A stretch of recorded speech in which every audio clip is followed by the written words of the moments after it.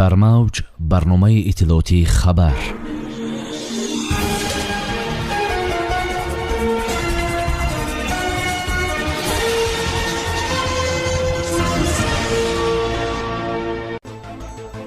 муҳтарам эмомалӣ раҳмон, афғонистон ба маркази парвариши терроризм табдил меёбад.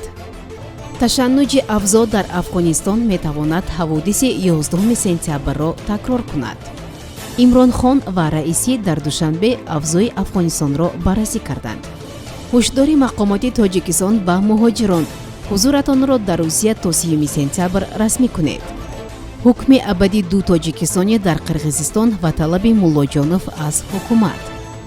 ҷабҳаи миллӣ ишкошимро аз тасарруфи толибон озод кард. президенти ҷумҳурии тоҷикистон муҳтарам эмомалӣ раҳмон зимни суханронӣ дар ҷаласаи шӯрои амнияти дастаҷамъии созмони аҳдномаи амнияти дастаҷамъӣ ҳушдор доданд, ки баъди 1-2 сол дар афғонистон идеологияи ифротгароӣ афзоиш меёбад. дар пеши назари мо афғонистон бори дигар ба як маркази парвариши терроризми байналмилалӣ табдил меёбад, бо нигаронӣ изҳор доштанд президенти мамлакат муҳтарам эмомалӣ раҳмон. роҳбари давлат таъкид карданд, ки ҳайати ҳукумати муваққатии афғонистон гуногунии сиёсӣ, қавмӣ ва забонӣ баробарии гендериро ба назар намегирад. дар идома зикр намуданд, ки давоми 2-3 соли оянда идеологияи ифротӣ дар афғонистон шадидтар мешавад ва эҳтимоли густариши ин ақидаҳои харобкорона дар минтақаҳои ҳамсоя афзоиш меёбад. сарвари давлат таъкид карданд, ки имрӯз афғонистон дар осонаи фалокати башарӣ қарор дорад. сарвари тоҷикистон афзуданд, ки вазъи кунунӣ на танҳо мушкили мардуми афғонистон, балки тамоми минтақа аст. президенти ҷумҳурии тоҷикистон муҳтарам эмомалӣ раҳмон дар ҷаласаи шӯрои амнияти дастаҷамъии созмони аҳдномаи амнияти дастаҷамъӣ таваҷҷӯҳи роҳбарони ҷаҳонро ба вазъи воқеии афғонистон ҷалб карданд. бетарафии ҷомеаи ҷаҳонӣ дар робита ба вазъи кунунии афғонистон метавонад на танҳо ба ҷанги тӯлонии шаҳрвандӣ дар ин кишвар, балки ба рӯйдодҳои фоҷиабори монанди ҳамлаҳои террористии соли 2001 оварда расонад, изҳор доштанд президенти ҷумҳурии тоҷикистон муҳтарам эмомалӣ раҳмон. роҳбари давлат қайд карданд, ки тоҷикистон ҳама гуна қонуншиканиҳо ва таъқибҳои мардуми афғонистонро шадидан маҳкум мекунад ва қайд карданд, ки бо истифода аз холигии низоми сиёсӣ нерӯҳои мухталифи террористӣ мавқеъҳои худро дар кишвари ҳамсоя фаъолона тақвият медиҳанд. тибқи маълумоте, ки мо ҳар рӯз аз манотиқи мухталифи афғонистон мегирем, вазъи воқеӣ дар маҳал комилан дигар аст. вазъ чанд маротиба бадтар аз он аст, ки дар расонаҳо нашр мешаванд. мо инро дар мисоли Панҷшер ба таври ошкоро мебинем, қайд карданд президенти мамлакат муҳтарам эмомалӣ раҳмон. сарвари давлат изҳор доштанд, ки ҳоло толибон дастрасии мардум ба ғизо ва дигар маводи мавриди ниёзи аввалро дар Панҷшер манъ карданд. илова бар ин, созмони милали муттаҳид, кумитаи байналмилалии салиби сурх ва дигар созмонҳои башардӯстонаи байналмилалӣ аз имконияти иҷрои рисолати худ маҳруманд. сарвари давлат бори дигар таъкид карданд, ки тоҷикистон ҷонибдори барқарор кардани сулҳи пойдор дар марз бо афғонистон аст. нахуст вазири покистон дар ҳошияи нишасти сарони кишварҳои узви созмони ҳамкории Шанхай бо президенти ҷумҳурии Эрон дидору гуфтугӯ кард. имрон хон дар шаҳри душанбе бо Саид Иброҳими раисӣ мулоқот кардааст. иттилоъ медиҳад хабаргузории ирна. гуфта шудааст, ки ин нахустин дидори роҳбарони ду кишвари ҳамсоя Эрону Покистон пас аз пирӯзии Саид Иброҳим раисӣ дар интихоботи раёсати ҷумҳурӣ аст. манбаъ таъкид мекунад, ки дафтари нахуст вазири Покистон дар бораи ин нишаст ва ҷузъиёти музокироти роҳбарони Эрону Покистон изҳороти расмӣ нашр хоҳад кард. қайд шудааст, ки ҷонибҳо равобити дуҷониба ва таҳаввулоти охир дар минтақа аз ҷумла авзои Афғонистонро баррасӣ карданд.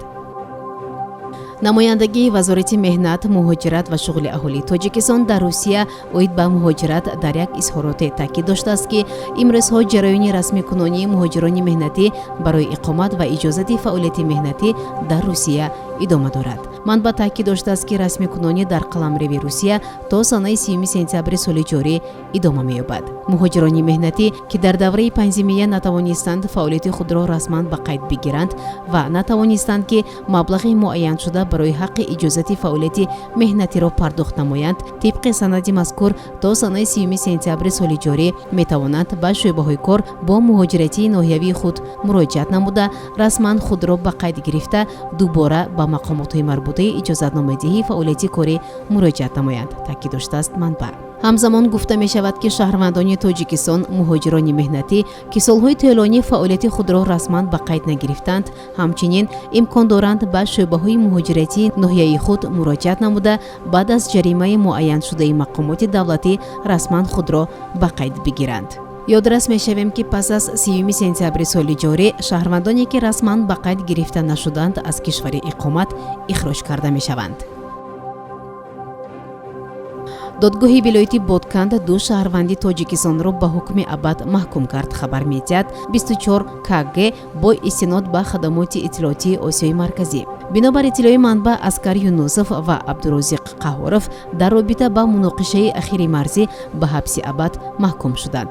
шаҳрвандони Тоҷикистон бо моддаҳои 380 ҷиноят ба зидди сулҳ ва 391 ғоратгарӣ гунаҳкор дониста шуданд.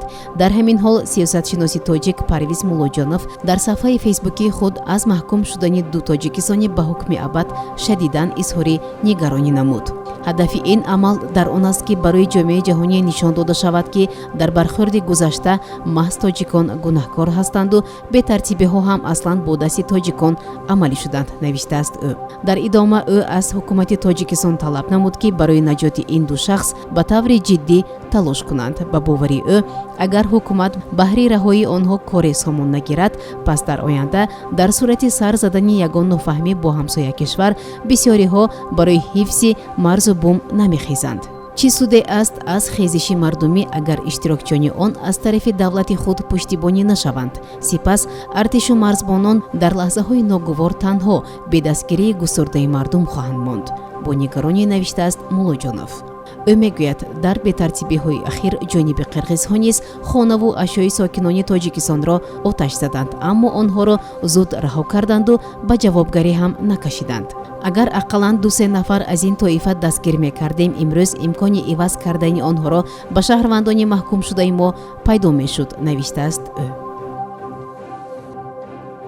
бино ба гузоришҳои таъиднашуда дар вулусволии ишкошими вилояти Бадахшони Афғонистон, миёни Толибон ва нерӯҳои ҷабҳаи муқовимати миллӣ таҳти роҳбарии Аҳмад Масъуд задухӯрдҳои шадид сурат гирифтанд. Тоҷиддин Суруш, яке аз манобиъи бахши Спутник Афғонистон, бо тасдиқи ин хабар гуфт, ки ба ӯ низ иттилоъ доданд, ки Толибон барои бозпасгирии минтақаҳои аз даст додашон аз минтақаи Файсалобод ба вилояти Бадахшон нерӯи изофӣ мефиристанд. ҳамзамон манбаъ қайд кард, ки ноҳияи Ишкошим аз ҷониби нерӯҳои ҷабҳаи муқовимат комилан аз вуҷуди Толибон поксозӣ шудааст, аммо то ҳол на ҷабҳаи муқовимат ва на гурӯҳи Толибон ин хабарҳоро тасдиқ накардаанд. сомиёни азиз, инҷо мерасем ба фарҷоми барнома. то барномаи дигар тансияту некном бошед. хайр. барномаи иттилоотии хабар аз рӯйдодҳои Тоҷикистон, минтақа ва ҷаҳон огоҳ бош.